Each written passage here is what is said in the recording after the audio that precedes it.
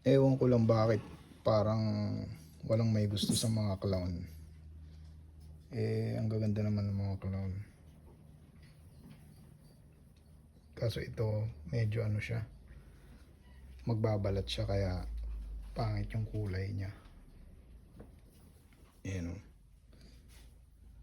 Magbabalat kasi siya na. Siguro mga 4 days mag-shed na to.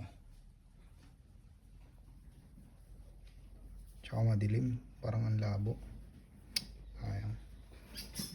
Sa susunod bibidyoan ko siya sa maliwanag. Tapos pag nag-shed bibidyoan ko siya ulit. May nakikita nga ako na itong nagbibenta na lang 4,000. 4,000 na lang nila binibenta. May papel pa yun ha. Oh. So grabe no.